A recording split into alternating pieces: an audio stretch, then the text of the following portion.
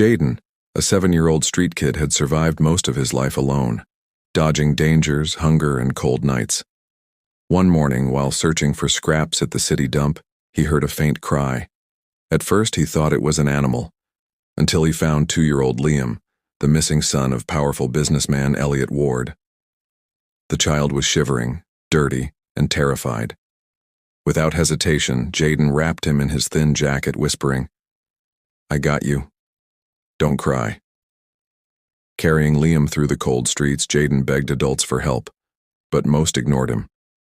Finally, a suspicious shop owner called the police, accusing Jaden of kidnapping.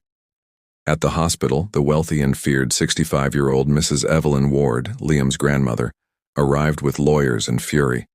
She insisted Jaden must have taken the boy. But as Liam clung to Jaden, refusing to let go, doubts began to grow. Detectives questioned Jaden harshly until one officer noticed the child's bruises and how the nanny's statement didn't match the timeline. Slowly, the truth emerged. The nanny had panicked after an accident, abandoned Liam, and blamed Jaden to save herself. When confronted, she was arrested on the spot. Mrs. Ward, who once looked at Jaden with disgust, softened as she realized the boy had saved her grandson's life. Elliot Ward arrived soon after, overwhelmed, and personally thanked Jaden for protecting the child no one else heard crying. For the first time in his life, Jaden was offered a warm room, clean clothes, food, and safety. Elliot arranged tutoring, and Jaden, who had never been to school, began learning to read. Liam followed him everywhere, trusting him completely. Even the detective who once doubted him apologized, admitting that Jaden had shown more courage than grown men twice his age. As days turned into weeks, Jaden transformed.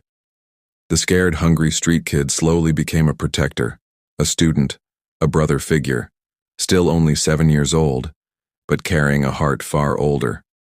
And Mrs. Ward, now humbled, visited often, bringing books and telling him, "You saved this family." In the end, the truth was simple. Jaden saved a child. But that child saved him too.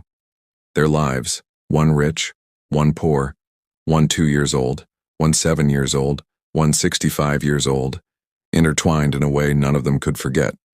And it all began because Jaden listened to a cry no one else cared to hear.